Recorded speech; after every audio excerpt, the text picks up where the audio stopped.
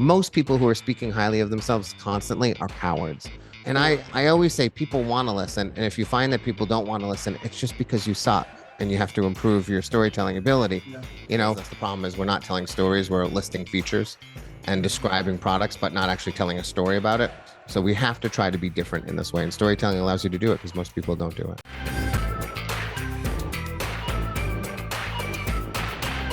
Well, Matthew, thank you for coming on the show today. There's a friend of mine, Ken Ashley, referred your book to me about a year and a half ago, and I'm thankful to him. I'm thankful for you for writing it. But I have to tell you, I had no idea that they had competitions for storytelling around the U.S. Could you tell us a little bit about that first? Because I don't know that many people know about it. Sure. Well, the big one is the Moth, which is a international storytelling organization. Throughout a lot of English speaking countries, including the US, it's more than 20 cities. Essentially, you arrive at one of these story slams, you drop your name into a bag, and they end up drawing 10 names. And if your name is drawn, you take the stage, you tell a story on the theme that they have pre-assigned. So you sort of arrive with a story in mind. And then judges in the audience, three teams of judges, assign a numerical value to your performance, and the person with the most points at the end of the show wins. So it's where I got my start. I essentially got my start because my friend said, go to the Moth and tell a story. You've had a terrible life. You know, you might make a good storyteller. I didn't really think about the competition until I got there. I didn't realize really that it was competitive. But once I figured out it was competitive, I was all in because I'm in a constant competition with everyone at all times for something. Just can't get very competitive, huh? Now you're a five-time winner of the Moth Grand Slam, correct? I'm a 10-time Grand Slam winner and a 60-time Story Slam winner. Oh, Yeah. that's Yeah. impressive. Well, I mean, part of it is longevity. I've been doing it since 2011. So part of it is I've been around longer than most people. I've sort of gone through these classes of storytellers. I remember the people I started with, it was a group of friends, and eventually they just sort of disappeared. And a new class arrived, and then that class disappeared. And then I'm sort of at the end of a third wave of people who I've gotten to know who are starting to filter out again. And then there'll be another group of people. So part of it is longevity, and part of it is I know what I'm doing. I think is that's where I'll hold the book up here. So Storyworthy, you guys, you want to check this out because, as an entrepreneur, telling a story is very key to getting the word out about our company or our companies and our brand. Um, how did you become such a great storyteller? Is this something that was just in you, or did you study it? And I know you had a pretty tough childhood and teenage years. That was probably a large part of it, you think? Yeah, probably. I used to tell people I just sort of fell into this storytelling thing, later in life, and I ended up being naturally good at it. And then one day my wife heard me say that from the back of the room, actually. And she said, is that really what you think? You just were naturally good at it? And I said, yeah. I mean, what other explanation is there? And she pointed out that I've been writing all my life. I'm an internationally best-selling novelist. So I'm actually writing stories all the time. So I understand the shape and nature of stories. And she's correct in that regard. I was also a wedding DJ for more than 25 years. So I was comfortable with standing in front of human beings and speaking extemporaneously without sort of caring what they thought. So that really helped a lot, which she pointed out. And I've been an elementary school teacher now for 25 years. So every day I perform in front of the worst audience there ever was, 10-year-old kids. So sort of all of that has come together for me. But, since she told me that, I've sort of been exploring my life a little bit. My son is a catcher on a little league team, and I was a catcher. And I asked my son just recently, I said, do you talk to the hitters while you're catching? And he said, what do you mean? And I said, well, when I was catching, I would say horrible and vile things to the hitters to make the umpire laugh. And my wife said, oh, so you were entertaining even then. When you were a catcher in Little League, your audience was the umpire and you were cracking jokes to try to make him laugh. And I thought, she's right. And then at scout camp, I used to be the guy who would stand on the stage and call the tables to the cafeteria to get the food. And it occurs to me, I was always telling stories in between each table. So table 9, go get your food. And by the way, did you hear what happened today? And so I think it's something I've just been doing all my life. And this wonderful night in July of 2011, I went and did it in a formal way in New York City, and all of the experience and desire and wisdom that I had gleaned over the years had come together for me and made it all happen for me. Do you think you did it because of your childhood is a form of escapism? I think I was doing it for attention. Okay. I wasn't getting a lot of attention as a kid. I was growing up in the 80s as a latchkey kid, but sort of a latchkey kid who was even more neglected than a latchkey kid. So I wasn't getting a lot of interest from other adults in my life. And what I discovered, as I remember as a kid, was if I could make people laugh or I told them stories about my life, particularly the stories about the moments that were less than glorified, Mhm. that would get people's attention. And so I started doing it as a kid just to sort of like get someone to look at me. And then in high school, I figured out that the way to get a girl to look in my direction, since I sort of didn't have those classic good looks of some of my classmates, was just make them laugh, stand next to them for a long time, tell them stories, make them laugh. And eventually, like erosion, I would wear some of them down and they would turn their eyes towards me. So I think that's probably where it all started was just the desire to get people to look at me in a way that I Gotcha. wasn't getting as a kid. Yeah. Do you think with business, I mean, here I'm hearing you saying you're making people laugh. Do you think does that have to be an integral part to every story that we tell or we're putting out there for business? We want to somehow integrate humor. No, I think it's a tool in the toolbox that is underutilized in a really tragic and terrible way. I think it's sort of foolish to not try to be funny in almost every business that operates in the world today. I think most people, whether it's in their advertising, their marketing, their branding, can be humorous and funny. I think a lot of people shy away from it. A lot of people do it ineffectively. I don't think it's necessary, but it's sort of like you have a hammer, but you're not using the hammer. It Right. doesn't make a lot of sense to me. Yeah, that's kind of what I wanted to do today, Matthew, is kind of break down how, as an entrepreneur, I can use storytelling to really get the message out about my company and my brand. And, there's a structure to it, I'm sure, that we'll get into. But I think the first thing is a lot of us are asking ourselves this all the time. How do we start? Well, the first thing you need to do, oddly, is to just become a storyteller in your own right. Meaning, there isn't sort of business storytelling and then personal storytelling and then whatever kind of storytelling. I tell people storytelling is storytelling is storytelling, which means if you watch a movie, the strategies that a filmmaker uses to entertain and engage an audience are the same strategies that business people can use and the same strategies that I use when I'm performing on a stage or writing a novel or writing a short story or writing a play for the stage. All of those strategies are identical. So there is no sort of specialized storytelling for business, which means you should just become a great storyteller. My Mhm. best clients, the absolute best clients, are the ones who understand this and say, well, teach me how to tell great stories. And then those skills will transfer over to business. I like to say, there's companies I work with, there's either bricks or band-aids. The band-aid companies are the companies, and there's lots of them. They hire me to come in, they're rolling out a new strategy, they're preparing a new advertising campaign, and they want me to infuse storytelling in it. So I do that, and then I sort of leave until they need me again. But the brick builders are the clients that I have, and they're a lot fewer, but a lot wiser. They understand, just teach me how to tell great stories. They're building a foundation so that they don't always need me, so that when the time comes for them to suddenly, require a keynote on a moment's notice, or we want to spin off this marketing strategy, they'll already have the strategies infused within it. So you need to become a good storyteller, period, in order to be a good storytelling business person. Yeah, there's a big difference between telling a personal story and a business story. And a personal story I can go, but I think I overthink the business story. I'm just not, I know where I want to go. I'm just not really sure how to get there, and I struggle with that. Well, I do this thing with some of my clients. I just did it the other day. I call it business time with Matt. Essentially, they throw a product at me and I tell them how to tell a story about it. And it could be any product. So the other day, someone threw thumbtack at me. All right, Matt, tell us how you would tell a thumbtack story. And it's just like any other story. I say, well, we need a bad guy. We need an antagonist. We need some stakes. So what are the stakes, or what's the antagonist of this story? And I decided the antagonist or the bad guy to a thumbtack is gravity. That's sort of like what a thumbtack is doing. It's defeating gravity. right? So gravity is pulling down on all of us, trying to bring everything to the ground, trying to take all of our papers off our tables and off our bulletin boards and land on the ground. And a thumbtack is going to be the hero of the story. It's going to defeat gravity. And from there, understanding that we now have a protagonist, which is our product, and we now have an antagonist, which is gravity, we can now create a story.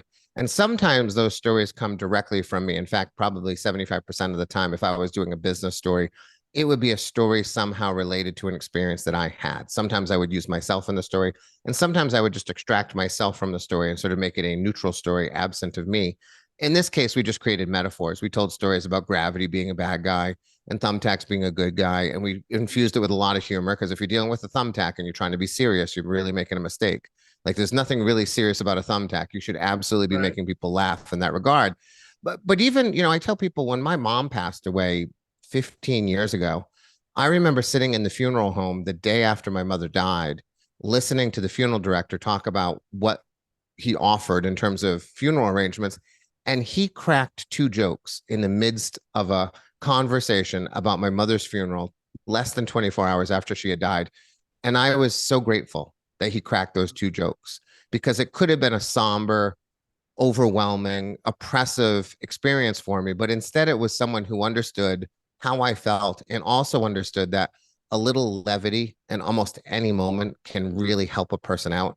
So, again, we want to try to use all our tools whenever possible, but that's how I always start. I start by saying, what's the product? What are the stakes? Or what is the enemy? Or what are we trying to get to? And then from there, we can begin crafting the story.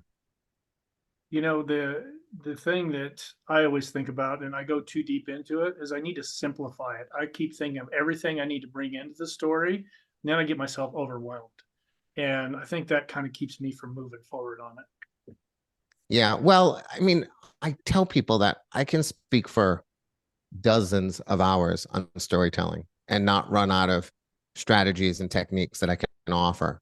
Someone asked me recently, can you tell me about surprise? Because I value surprise so much in any story that we're telling. And I said, well, do you want an hour or do you want 10 hours? Because I can talk to you for 10 hours on how to deploy surprise in an effective way. And he said, I'd actually just like about 15 minutes if that would be okay.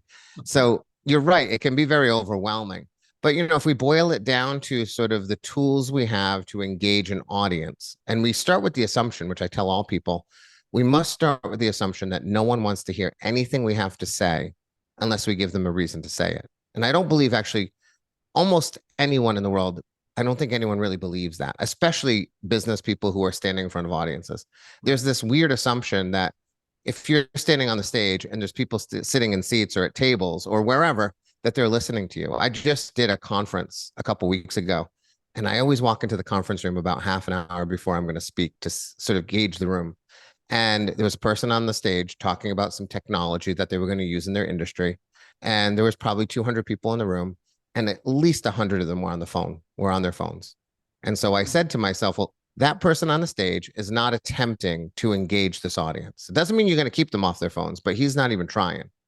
And the first thing I did when I got on that stage was I said, so listen, half of you have been on your phones for the last 30 minutes. My goal is to keep you off your damn phones. I am going to spend 2 hours with you. And if I see you on your phone, I'm not going to call you out. But what I'm going to do is try to increase my level of engagement and entertainment for you so you can't look at your phone. Right. But we have to have that assumption. I think the guy on the stage presenting the technology just assumed I have the microphone, I have the stage, everyone's paying attention to me. Whereas we know that we can disengage immediately. It can be an elephant on the stage. And if it's boring, we can go somewhere else and start thinking about something else. So we have to assume at all times that people don't want to hear anything we have to say. And once you have that assumption, then you become relentless in your attempt to engage an audience. Yeah. Yeah. One thing you put in the book about the 5-second moments, I thought that was, therein lies a lot of opportunity. Can you touch on that? Yeah, sure. So, a story is essentially about change. A lot of times in business, the problem is we're not telling stories, we're listing features and Mhm. describing products, but not actually telling a story about it. So, a story, every story, whether you watch a movie, read a book, listen to someone talking about business in an effective way, a story is about change over time. It's either transformation, meaning I used to be one thing and now I'm another thing, or my product used to be one thing and now it's a different thing, or a realization. I used to think one thing and now I think a new thing. So that's change over time. That's what we're looking for.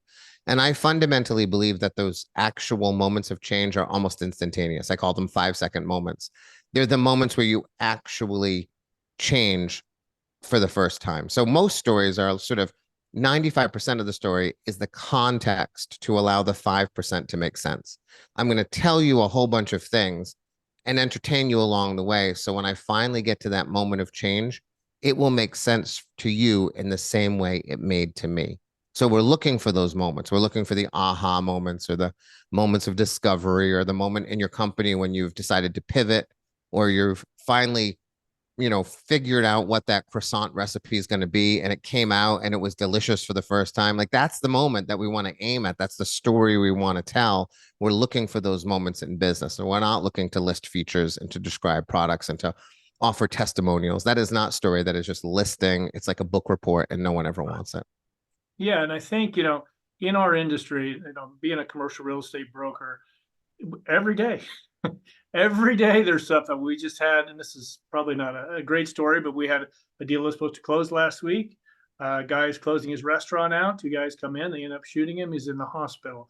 I mean, that's just one example from last week. And, he's fine now, by the way, we know that now, but there's stories, there's something happening every day in our industry. And I think, within our industry, there's a lot of opportunity to build this rapport with our audience. And because my audience is real estate people, that's what they're going to want to hear about. And I really focus on that. I really focus on my niche. Is that, that's what I prefer to do. And it seems to be working okay for us. Yeah, I think it makes a lot of sense. I like what you said about making connections with Yeah. your customers or your potential customers. Most people, or a lot of people, don't infuse enough of themselves into the selling that they're doing. That the windows in my home, I had to replace all the windows in my home. It's a very expensive endeavor. Actually, the doors too. And so I interviewed 5 different window companies, and I eventually bought windows from Trevor Devine. And they were not the best windows or the most expensive windows or the cheapest windows. Trevor Devine walked into my home. He saw a 9 iron leaning against the door. And he said, "Oh, you play golf?" And I said, "Yeah, not well, but I play it." And he said, "I don't play it well either." We sat down on the couch. 20 minutes later, we were still talking about golf. And he said, "Maybe I should bring in my window." And I thought, "You can, but I'm definitely buying your windows because now we're friends." And then as Yeah. he stood up, he looked into the kitchen where my wife was cooking. He saw the basket of knitting. And he said, "Oh, my wife knits. Are you knitting?" And she said, "Yeah, I'm in the middle of a scarf right now." They had a 5-minute conversation about knitting. He went out to get the window, and my wife turned and said, "We're going to get his windows, right?" And I said, "Yeah." Because ultimately, we don't buy products. We buy the person who is offering us the product, right? It is the person that we value. And as long as their product meets some specifications, that's all we're really looking for, right? Mhm. So, and I made the right choice because the front door of my home, which I bought from Trevor Devine, came loose one day, the screen door, and I've got cats who want to escape, and they're definitely going to die if they escape.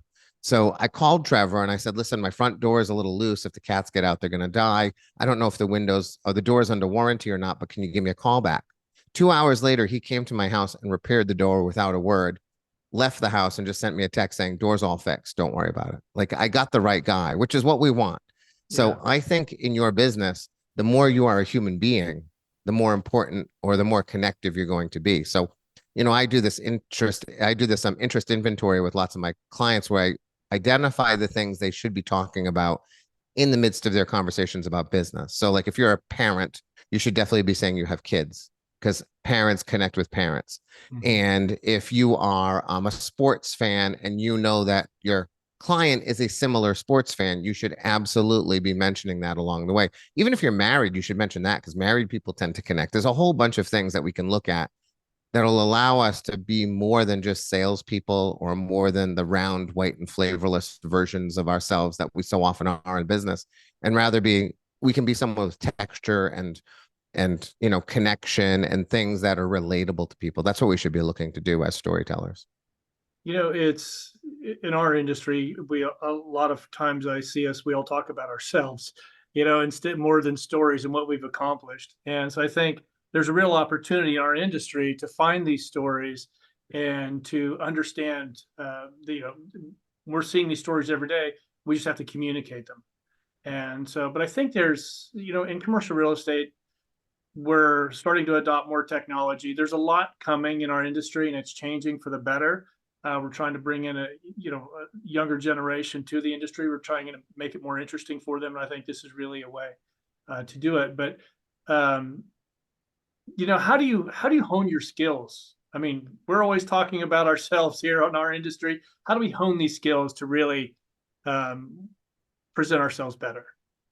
Well, it takes practice. And the Yeah, problem is that 99.999% of the stories that we tell in our lives, we tell to people who love us, our friends and family. So they're always kind to us, regardless of how terrible we might be as a storyteller, right? So we need to get some genuine feedback. The way I do it is I go stand on a stage in front of 500 people who don't know me. And you right. feel it if they don't like you. Like if you're failing, you know it right away. And if you're doing stand up, it's even worse. Right. So there are ways to sort of objectively determine if you're a good storyteller. If you don't want to do that, and that's sort of not a reasonable request for most people, a lot of times what I say is you're going to get together a group of business people and you're going to start pitching to each other or telling each other stories and be really critical about it. Have that sense of, am I entertained? The test I always say is, if the power goes out and the Zoom call suddenly ends, are you desperate for the Zoom call to reconnect, or are you just fine getting a sandwich and seeing if they reschedule it another time? I think most of the time it's the latter. I think most of the time in the middle of a pitch, let's say if it's an online pitch and the power goes out, most people are just like, all right, whatever. I'll go get a sandwich and maybe he will call me back at some point. We can't be that person. We have to be someone who is relentlessly attempting to engage at all times in everything from what we say to what we present to the slides we design to the backgrounds that we show our audiences. All of those things come into play to keep people engaged in what we have to say. Is there a framework that you use, or do you? I mean, you probably at this point, Matthew, probably just go right. But when you're beginning, what framework did you set up to really tell a good story to keep people enthralled in what you're talking about? Well, the first thing I always do is I set out what I call a thesis statement. And a thesis statement is essentially identifying the beginning and ending of a story. So a thesis statement sounds something like, I used to be this, and then some stuff happened, and now I'm this. Or, we used to sell this, and then some stuff happened, and now we sell this. Or, we used to offer this, and then some stuff happened, and now we offer this. The goal is to identify a beginning and end that are in opposition to each other. That is what's going to cause change over time. So most people don't actually think in this way when they're telling stories. Most people simply report on their lives or report on their products without an actual story involved in any way whatsoever. If we think about it and we say, where were we and where are we now? Or where are we now and where are we going? Those are going to be in opposition to each other. You just have to watch Steve Jobs' 2007 iPhone launch. He opens that talk by saying, in 1984, this is what we launched. And then in 2001, this is what we launched. And in 2005, this is what we had. And now today, I'm here to introduce the next great product, right? So he's doing that thing where we were in one place and now we're in a new place. And he's brilliant because if you ever watch it, what he tells you is he comes on stage and says, Apple is now presenting to you three revolutionary devices: an internet communicator, a touchscreen iPod, and a phone. He says, I'm going to introduce three products to you today. Now, we know in 2024, it's actually one product. It's called the iPhone, right? Right. But he tells the audience, I'm going to present three because he understands the power of surprise. He understands, I'm going to set the idea in your mind that we're presenting three products. You're going to be excited about all three. And then I'm going to tell you they're all in one. And it blows Macworld's mind. If you ever watch that video, they all lose their minds when he says it's one product, right? He understands surprise, but he also understands the first step, which is what you asked me about, which is, let's start in one place and let's end in a place that is in opposition. Once you create that frame, you're better than most people already, because most people are not doing that. Most people are either reporting on their lives or really never finishing the story. Yeah, yeah. That's it's Steve Jobs was all of those going back. It's just fun to watch them. The difference between a written story and an oral story. I hadn't thought about it until I read the book. I'm like, oh, that makes sense. Could you kind of go down that, please? Sure. Being a novelist, I write a lot. Mhm. I published 6 novels. When I write, my writing is absolutely more grammatically correct. It looks good.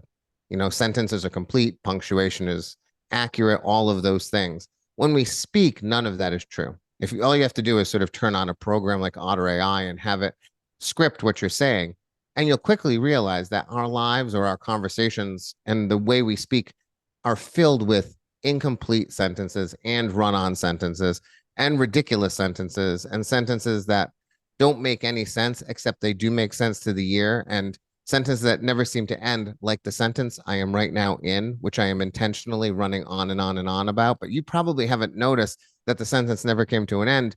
Whereas on the page, you would absolutely think, what is this person doing? But I'm still in the same one sentence that I've been speaking for 30 seconds, and yet you would never know it. So, what we want to do when we're telling a story on a stage or to anyone is to absolutely sound natural, to pass what I call the dinner test, which is any story that I speak out loud, whether it's to one person or 1,000 people, it should feel like the same story that I would tell if you and I were having dinner, which Right. is to say, it should sound natural. It should sound normal. It should sound like the regular kind of speech that people have. Whereas if I write down something and I send it to you, like an email or a document of some kind, it's absolutely going to sound more formal. And when people read those formal documents, or they read the text that they have attached to their slide deck, and they've written their text grammatically, it makes them sound round, white, and flavorless. It makes them sound like boring, artificial human beings rather than the people we want to portray ourselves to be. Yeah. Yeah. When I started reading that, I'm like, God, I hadn't even thought about that before. You know, right now, every day we log on to our computers, our phones. It's information overload. How do you think storytelling can break through all that? Well, I think the beauty of storytelling is that most people aren't doing it. Right. And the way to be different, the way to break out of all of that noise is to actually do something that other people aren't doing. I was working with a vice president of a technology company that you've probably already touched today. And he was delivering a keynote at the Javits Center, and he wanted to be funny. For the first time, he's like, I just want to be funny. So we worked long and hard on writing a keynote that had humor within it. And at the end of the day, I gave him a call and I said, how did it go? And he said, I pulled all the jokes out of my speech. And I asked him why. And he said, because the first three people who spoke that day weren't funny. And I said to him, I said, John, that is why you were supposed to be funny.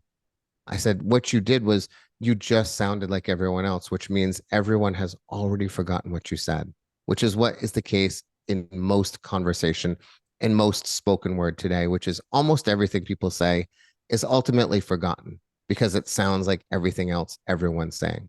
So if you want to stand out and you want to rise above the noise, you tell a story, you find a way to connect to human beings and to get them to feel something or to feel connected to you or to trust you in a remarkable way or just to feel entertained, like, wow, that was a really excellent way to spend some time. I'm not going to buy his product, but it was really fun to listen to. That thumbtack, pitch that I had created with gravity being the enemy, Yeah. everyone loved it. No one is running out and buying thumbtacks based upon what I did. I did 30 minutes on thumbtacks, but they were all super entertained and no one looked away for a moment.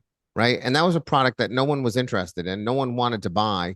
And yet I had managed to make it entertaining. That's what we have to do. When we do that, then we can rise out of the crowd and break through the noise and be different. So we have to try to be different in this way. And storytelling allows you to do it because most people don't do it. I can't even think of anybody in commercial real estate brokerage that is doing something like that. We try to, I think, but and it's a great way to really connect with your audience. And you're right about having the personal connect, talking about your wife, your dog, your children, the golf, all of that, including that in the story. You find a commonality in the story, and that's going to make somebody want to work with you. And this is something I'm sure you get asked all the time. How do you think AI is going to play a role in what you're doing with storytelling? You think it's going to have a big effect? I think that it's going for me, for example, it's really helped me in terms of doing a lot of the work that I don't want to have to do. Right. I actually was at a show a couple weeks ago and a woman came up to me and she said, I get your newsletters all the time. And my first thought was, ugh, I probably send out too many newsletters. That's probably what she's about to tell me, which is true. I think I tell my guy all the time, I think we're sending out too many. But she said, no, I read every single one of your newsletters. And two-thirds of my newsletters are written by AI. Essentially everything from a third down is AI, which is what are we pitching today? What are we selling today? What are we offering? My business partner, he uses AI to craft two-thirds of the email. And then I craft the first third. And the first third is always a story. It's a story related to our offering from the week, but it's an actual story, something that happened to me or happened to someone I know. And she told me, she said, I read every one of your newsletters because that first paragraph or two always entertains me and it brings me to the bottom of your email. I think that's how AI can work in concert with a storyteller. AI can't have the experiences that we have. It can't describe the birdie that my son had yesterday on Father's Day on the last Right. hole. He has never had a par in his life, and yet he got a birdie on the last hole. AI is never going to understand what that feels like, but that's going to be in one of my newsletters for sure. Right. Mhm. AI also can't have the experience where we went to brunch on Father's Day and I watched a mother walk into the restaurant with four iPads stacked on top of each other with four children following her because brunch for her is four iPads for four kids. And I thought, I hope I'm not sitting next to that lady because that's a disaster. That's a disaster waiting to happen. As a teacher, as an elementary school teacher, I cannot stand looking at it. That'll be a story that I can tell. AI doesn't get to have that experience. So AI can do that blunt force work that we don't really want to have to do, where we're going to figure out a clever way to, present our offering and, create four different ways, four different pricing schemes to see which one is going to land the most number of clients. Those kinds of things AI is great for. But AI doesn't get to live in the world. We get to live in the world and we get to bring those stories to the work we do. And we can sort of work along AI, is what I think. Yeah, I think it's a good way. I use it to come up with ideas. I'll put ideas in, and it'll spit some out, and I'm like, more often than not, it gives me something I hadn't even thought about. So it's a great tool for that, and I'll use it to write part of our blogs as well. But it is a great tool. I've seen in our industry, you've seen a lot of blogs that you can just tell are all AI, and they're putting it in AI and then just posting it on their blog. But I think we got to be careful of that. We got to really put our person into it as well, our own thoughts into it, and I think it'll help us a lot in our industry. Yeah, Uh, if you want to sound like everyone else, you should absolutely be using AI to write everything you're writing because that is the guaranteed way. Because AI is nothing more than it's an amalgamation of all of us distilled into the most neutral version of ourselves, right. right? So if you want to sound like everybody else, you should be using AI. And AI is a beautiful thing because, like that other question you asked, rising above the noise, the more people use AI, the more value storytellers will have because we will start to sound even more interesting, different, and pristine while everyone else is just, you know, Black and pressing white. that button and Yeah. grabbing the wealth of humanity in some round, white, and flavorless form. Yeah. What are you seeing in the storytelling world that you're passionate about right now? What changes are coming? Well, I guess the thing that I'm always passionate about is the way storytelling impacts sort of the world in ways I did not predict. I used to think I'm just a storyteller standing on stages telling stories and, connecting with audiences. And then one day, this guy, Boris Levin, he's the CEO of Mott Corporation, saw me at a benefit show. And, after the show, we were sort of drinking fruit punch in the back. And he said, I want you to come work for my company. I want you to teach me how to do what you just did on stage. And I told Boris, I said, I can't really help you. I just tell stories on stages. And he said, no, you can help me. And I doubted him, but I agreed to take a meeting with him. And within 10 minutes, I understood, oh, I can help this man. Mhm. And that was sort of a decade ago. And that's been the launch of this remarkable career that I have now, where I work with the biggest companies in the world, helping them with strategy and marketing and sales and things like that. The thing for me that I find most interesting, though, is that every day it's almost a different line of work that appears in front of me. I was at the FBI last week working with their hostage negotiation unit, teaching them how to tell stories. Because it turns out that if you can tell a bad guy who's barricaded behind a door with a hostage, if you can tell them a good story and you can get them to trust and believe in you, there's a greater chance that that situation is going to end peacefully. I never would have thought that I'd be standing in a room in front of 200 FBI agents, teaching them how to tell stories so that they might save a life someday. Or the Olympic athlete who calls me and says, I have 4 gold medals, but I can't connect with my audiences in inspirational ways, even though I have 4 damn gold medals. Can you help me? And that happens all the time, whether it's a particular kind of person who reaches out to me or it's a brand new line of business. I had a contract manager at a very large technology company that you have probably touched today. And he said, I want to infuse storytelling into a talk that I'm giving about contracts. And I thought to myself, there's no way we're going to pull that one off. There's no way I can infuse storytelling into a contract manager's 90-minute keynote. And yet I spent 30 minutes with him and we had already accomplished most of his goals. So every day, the thing that I'm most excited about is how a new segment of the world somehow finds me and believes that storytelling can help them. And they're always right, even when I doubt it myself. So every day I open my computer and I think, what email am I going to receive today? Who is it going to be from? And then I turn to my wife every time and I go, can you believe that this organization or this group, like I helped the Native Americans, I helped the Mohawk tribe of Canada tell stories because they were teaching them the Mohawk language to people who didn't speak it. And they wanted to be able to tell good stories in the language. So I was teaching Native Americans to tell better stories so they could practice their Mohawk language. Like the things that happen to me are just astounding, but it's just a signal that people understand the value of storytelling. Yeah. Yeah. It it's something, and I think, you had such a tough childhood that I think, it was in you to really, that was a great start for you, you know. But Yeah, the I wouldn't wish it. It's not like an ideal. I wouldn't say go beat up your child and make their life difficult so they can be a great storyteller. There's probably better roots to it. But yes, I have made the most of the struggle that I had. and you're giving back by still being a teacher after, has it been 25 years you've been teaching? Yeah, I just finished my 25th year, but I mean that's easy for me to do. I love those kids so much. The hardest day of teaching is the last day of school and I have to say goodbye to them. So just a joy for me. I bet you get a lot of stories there every day. Well, I have to be careful because what I tell storytellers all the time is you don't want to be the guy who tells you don't want to be the teacher who tells teacher stories or the parent Right. who just tells stories about your kids. So I say curate your content really carefully. And I tell that to business people too. I was working with a business guy who was doing nothing but telling stories about his kids and all of the work he was doing. And I finally had to say, Mike, we've had enough of your kids. You've had another, like, let's tell a teenage story. Let's tell a story about when you were a teenager and work that into the business somehow. Or let's tell a story about your wife. I don't even know her name, right? So you do have to be careful and curate those things. But it is true. I could just stand on stages for the rest of my life and tell teaching stories if I had wanted to. I bet you've got some good ones. So Yeah. I want to go back to the Olympic athlete with 4 medals. How did you get them to be able to find the rapport with their audience? Right. The trick is it's the same. I've worked with Everest climbers, 3 Everest climbers who have Okay. trying to do the same thing, be inspirational. The problem with those folks is they've reached this pinnacle of life, that they've reached the tallest mountain in the world or become the most successful version of that athlete that they could possibly be. And no one can really relate to that. We Mhm. can't really relate to winning a gold medal or climbing the tallest mountain. So what we do instead is we tell stories about the journey along the way. My favorite example is the Everest climber, one of them that I was working with. There was an evening on the side of the mountain when a blizzard was coming in and everyone was sort of paired off into a tent.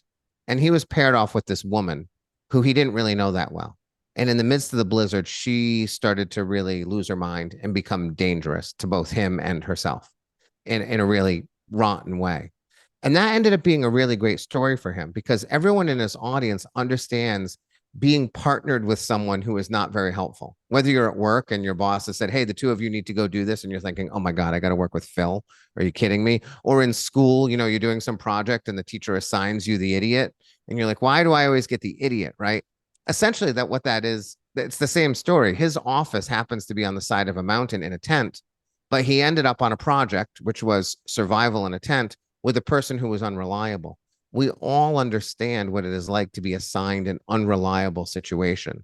So we find the smaller stories along the way to the top of that mountain. He still gets to say, I made it to the top of the mountain at the end. That's Mhm. fine.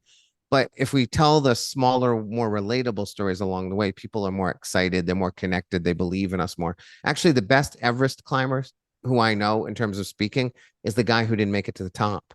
He made it 50 yards from the top. And at 50 yards, I've never been up there, but apparently the closer you get to the top, the more dangerous it becomes. It becomes a long line. And he's about 50 yards from the top when he realizes he does a calculation. He says to himself, there's about a 10% chance I'm going to die if I continue on. It's small, but it's 10%. And he says to himself, I have a wife and 2 kids, 2 little girls. Is it worth the dream of my life to get to the top of the mountain, is it worth 10%, a 10% chance of me losing my wife and kids in the process? And he decides no. He lets go of his lifelong dream, turns around and goes back to his family. And oddly, he's the most inspiring of all the Everest climbers, even though he doesn't make it to the top, because that is completely relatable to all people. We all understand the need to sometimes let go of a dream because someone else needs us instead, right? That is something that we probably have done to some small or large degree in our lives, or we've seen someone else do it. So when we're trying to tell those big stories, that's what we want to tell. And we also want to make sure we tell failure too. If you're a business person and all you're doing is talking about your success, you're not going to be very likable. No one really wants to hear that. There seems to be this odd premium in the world today for bragging, like Mhm. talk highly of yourself. It Yeah. requires no courage to speak highly of yourself. Most people who are speaking highly of themselves constantly are cowards, or there are people who lack self confidence. The most confident people in the world are the people who are willing to say, I didn't make it to the top of the mountain. I tried 3 times, and on my final try, I had to turn around 50 yards from the top because I have a wife and 2 kids. That meant more to me than the top of the mountain. That requires an enormous amount of confidence and courage to be able to say. Whereas someone who just brags about themselves, they tend not to be very likable, or they are likable to a certain segment of society that is not sort of the best segment of society. So I tell business people all the time, we want to hear your failures. One of the things I think that made Steve Jobs so compelling to so many people was he was fired from his own company. He was fired from Apple and had to go restart his life again, right? So he was knocked off his perch, sent down, to some lowly land where he built a new company and then eventually came back and was welcomed through the doors of Apple again. I think that's part of that story means a lot to people because we all understand what it's like to be kicked and put down on the ground and then manage to pull ourselves up. If he doesn't have that part of the story and he's just Steve Jobs who made Apple everything that it was, it's not nearly as inspiring. So we have to be talking about our failures, that the deal that didn't go through, the client that we didn't satisfy, the moment where we really blew it. Those are really important stories to people because they make us real. Yeah. We learn from those. I find it more interesting in our industry. We see all the time that agents talk about the numbers they hit and they post all about it. But when there's a guy named Bob Knackel, he's one of the biggest brokers in the US, and he is posting, he's been in it since the 80s. He's posting his stories from back then. I would rather read those stories than about any other broker that's hit, 20 million or, in a month or something like that. Those stories about how he made it happen, some wins, some losses, are more interesting to me than any of the constant winning ones that we see. Right. Well, if you're constantly winning, the good news is other people are going to talk about you Right. and other people are going to be talking about how well you're doing. So there's no need for you to do it. Right. Right. True. My mother used to say, don't let other people talk highly about yourself, and I tell that to my son. He gets a double in baseball. I say, when you get to second base, I don't want to hear it because other people are going, ooh, Charlie hit a double. So you don't Mhm. need to say it. What you need to do is stand on second base, look to the coach, figure out how many outs there are and what you're supposed to do next. Because that is what people are going to admire about you, not the person who gets to second base and starts pounding on their chest and making a scene. Because whenever that happens, I cannot help but think, what is wrong with that person? What is absent from that person's life that forces them to need to do that because they just hit Yeah. a double? Wasn't that enough? Yeah. Yeah. Yep. Telling your story will bring a lot more value. Are there any trends coming in storytelling that you're curious to look into? Well, I mean, the AI one is the biggest one, which Okay. is how is AI going to influence storytelling in some, meaningful way. There's also the idea that there's a trend sort of in the world today that attention spans are shrinking to massive degrees, and therefore storytelling is not going to be as effective anymore because people don't want to listen. And I always say people want to listen, and if you find that people don't want to listen, it's just because you suck and you have to improve your storytelling ability. Yeah. You know, if I'm in a room and half the people are on their phones, I know that the person on stage is failing. That isn't to say that I'm not going to also fail, but if I do fail, I'm going to say, well, that didn't work. I need to figure out a better way to hold an audience for 2 hours while I'm trying to teach them something about storytelling. So there is that idea that sort of TikTok, doesn't afford you the opportunity to tell a story. So you're going to have to find different ways to communicate with people and connect with audiences. And I think all that is nonsense. I think highly effective storytellers are always going to be good. Another VP I was working with, actually at the Javits Center again, we wrote a keynote for him, and the keynote was about 14 minutes long. And he said, it's too long. Can we make it like 7 minutes? And I said, it's really good. It's like solid. I believe the shortest version of every story is the correct version of every story. I said, but this is a great 14 minutes of keynote. And he said, it's just too long. And I said, the problem isn't that it's too long. It's that you're so accustomed to sounding terrible on a stage and getting a bad response that you're just trying to shorten the amount of time that you'll feel bad. Right. So you're just saying, I don't want to feel stupid for 14 minutes. Can I instead feel stupid for 5 minutes? Mhm. Instead, what we could do is we could just up your game. We could just help you become a better performer, a better entertainer, a better storyteller. We can give you great content and teach you how to use it to engage an audience. And then you can speak for 14 minutes and really hold an audience, because a good speaker presenting content that is relevant, interesting, entertaining, important, they can hold an audience for 14 minutes. Absolutely. But his desire is, I don't want to sound bad for that long. Right. So that trend of time and attention span seems to always rise up and, try to land a flag. But I just knock that flag down and say it's just bad storytellers who don't know how to hold an audience. Yeah, I feel you. Well, I do think, it seems like we have shortened our attention span, but a good story will always bring us back.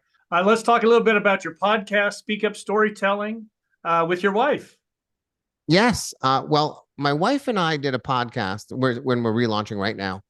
We did a podcast for years. If you go online to our podcast, Speak Up Storytelling, there's more than 100 episodes, and they're all pretty evergreen. You can listen to them. Essentially, what it is my wife and I listen to a story told on a stage in one of our shows, and then we deconstruct it. We talk about what's working well, what's not working well.